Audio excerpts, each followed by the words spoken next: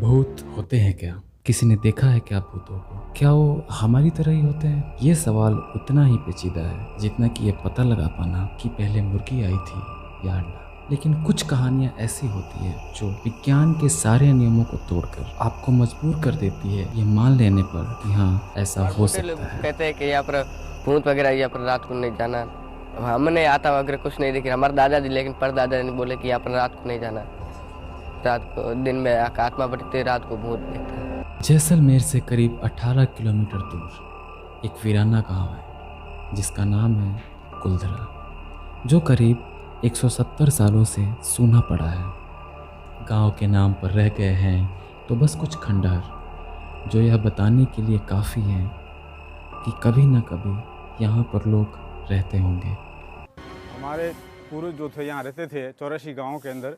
करीब उस समय 80-87 हज़ार की आबादी थी पूरी 84 गाँव के अंदर। तो अच्छे समृद्ध थे, यूरोपीय देशों से अरब देशों से व्यापार होता था, तो समृद्ध होने तो थे, ज्ञान थी था, समृद्धि भी थी। माना जाता है कि करीब 170 वर्ष पूर्व यहाँ पालीवाल ब्राह्मणों का निवास था। पालीवाल ब्राह्मण महाराज हरिदास के वंशज थे, जिनका इतिहास 6000 साल पुराना है। ये ब्राह्मण जैसलमेर के नज़दीक कुलधरा में रहते थे, जहाँ पर इनके छोटे छोटे 84 गांव थे। इतिहासकारों के अनुसार इनकी सभ्यता बहुत ही शिक्षित और वैज्ञानिक प्रवृत्ति की हुआ करती थी, और इसका उत्तर खंडहर हो चुके इस गांव में आज भी देखने को मिलता है। इस गांव में बारिश के पानी को इकट्ठा करने के लिए तालाब और कुएं जैसी चीज़ें देखने को मिलती है, और इन सब चीज़ों का उस ज़माने में होना अपने आप में ये प्रदर्शित करता है कि वो लोग कितने विद्वान थे। पालीवाल ब्राह्मणों के जीने का मुख्य स्रोत था मवेशी पालन और खेती, और ये सब काम इन 84 गांव के लोग बहुत ही घुल-मिल कर किया करते थे। तो पालीवाल ब्राह्मणों के साथ ऐसा क्या हुआ था कि सारे लोग एक ही साथ एक ही रात में वहां से जाने को मजबूर हो गए? इसका जवाब इतिहास के पन्नों को खंगालने पर मिलता है। जैसलमेर में उस जमाने में राजशाही हुआ करती थी, और वहाँ का एक दीवान था सालम सिंह। सालम सिंह का काम था जैसलमेर के आसपास के सारे गांवों से लगान वसूली करना।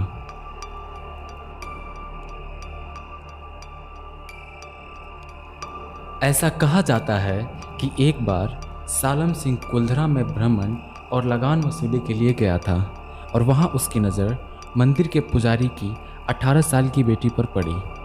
सालम सिंह का दिल उस पुजारी की बेटी पर आ गया। सालम सिंह किसी भी हाल में उसे पाना चाहता था, लेकिन जाति अलग होने की वजह से पंडित ने उससे अपनी बेटी का ब्याह करने से मना कर दिया। सालम सिंह राजा बोला कि मैंने लड़की को शादी कराओ लड़की को। जडे बोला ब्राह्मण बोला कि मैं लड़की की शादी नहीं कराऊं, आप मांस मछली खा रहे हो, मैं लड़की नहीं जाऊं। सालम सिंह राजा बोला कि लड़की को रात की उठाऊंगा नींद में, रात की उठाऊंगा भागा। रातों रात में चल गया पाली। सालम सिंह ने कई बार अपने सैनिकों को भेजकर उस लड़की को अगवा कराने की कोशिश की, लेकिन कुलधरा के गांव के लोगों की एकता के वजह से वो हर बार असफल हो जाता जब था। हाथ में आ जाती है और जवानी होती है और आदमी के अंदर जो है वो आग होती है, तो वो क्रूर और निरंकुश हो जाता है। वो क्रूर और निरंकुश हो। सालम सिंह उस पुजारी की बेटी को पाने के लिए बेताब था। वो उसे पाने के लिए कुछ भी कर गुजरने को तैयार था। हर बार असफल होने के बाद एक दिन वो परेशान होकर अपने सैनिकों से उस पुजारी को एक संदेश भिजवाता है। संदेश के अनुसार अगर कुलधरा गांव के लोग पूर्णमासी की रात से पहले उस लड़की का विवाह सालम सिंह से नहीं कराते हैं तो सालम सिंह अपने सारे सैनिकों के साथ कुलधरा पर आक्रमण कर देगा। मंदिर के अंदर पालेवाला ब्राह्मण की बच्ची कन्या सेवा करती हुई बच्ची को देख लिया, तो उसने बोला इस लड़की से शादी करेंगे। हम पालेवाल ब्राह्मण है भैया, हमारी गोत्र सबसे हमारा धर्म अलग है, हमारी बच्ची नहीं लेंगे। लेकिन अपने को क्या करना है, ऐसे करो एक रात के अंदर, कितने समय में, एक रात के अंदर अपने जैसलमेर जिले में जो 84 गांव पालेवाल ब्राह्मण लोग है, 3-3, 4-4 मेड़ियाँ मंडी छोड़ के, घर धनपुरी से भंडार भरा छोड़ के, राम धर्म से गाय के बिछड़े बाड़ा के अंदर छोड़ के, अपना सत्य, अपना धर्म, अपना कर्म लेके जैसलमेर जिला छोड़ देना, लेकिन अपना लड़की नहीं जाना। कुलधरा के लोग परेशान, क्योंकि पूर्णवासी में सिर्फ 4 दिन बचे थे। अगर 4 दिनों में कुलधरा के लोग अपनी बेटी को सालम सिंह को नहीं सौंपते तो वो उन पे हमला कर देगा। गांव में पंचायत बुलाई जाती है और उसमें इन ब्राह्मणों के द्वारा यह निर्णय लिया जाता है कि चाहे कुछ भी हो जाए, वो लोग अपनी बेटी को इस तरीके से सालम सिंह को नहीं ले जाने देंगे।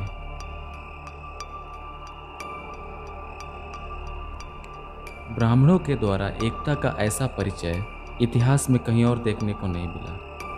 पूरे गांव वालों ने एक मत से ये निर्णय लिया कि वो इस गांव को ही छोड़ देंगे और इस बात की भनक उस सालम सिंह को नहीं लगने देंगे।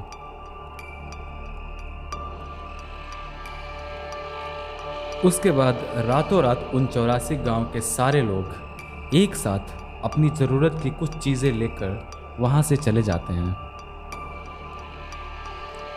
घोषणा के अनुसार पूर्णवासी की रात तक लड़की के ना आने पर सालम सिंह अपने सैनिकों के साथ कुलधरा को जाता है।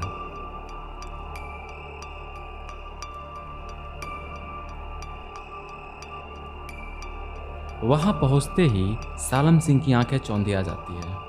वो वहां देखता है कि गांव में कुछ भी नहीं है और पूरा गांव खाली पड़ा है। कुलधरा के लोग वहां से निकलने के बाद कहाँ गए इसका पता आज तक नहीं चल पाया है, लेकिन कुछ इतिहासकार ऐसा मानते हैं कि यहाँ से निकलने के बाद वो लोग छोटे छोटे टुकड़ियों में बंटकर कुछ आगरा और कुछ मथुरा की तरफ तथा अन्य बाकी छोटे छोटे कस्बों में जाकर बस गए। ऐसा कहा जाता है कि जाते जाते ब्राह्मण इस गांव को एक श्राप देकर गए, जिसके अनुसार यहाँ पर कोई दूसरा आबाद नहीं हो पाएगा। उसके बाद से बहुत सारे लोगों ने यहाँ पर बसने का प्रयास किया, लेकिन वो असफल रहे। लोग कहते थे कि यहाँ पर रात में आत्माएं भटकती है। तो बोला कि ये गांव में कोई बीजा दूसरा रहेगा तो दुख ही पाएगा, सुख नहीं पाएगा, दुख पाएगा, सुख नहीं पाएगा। कोई बुढ़ा मर गया है, उसकी आत्मा या ढूंढा वहाँ भटक रही। राजस्थान का इतिहास रहस्यों से भरा हुआ है, जिसे जितना भी समझने का प्रयास करो ये उतना ही उलझाता जाता है। इसीलिए तो राजस्थान के बारे में कहा जाता है जाने के अधिक चाहिए।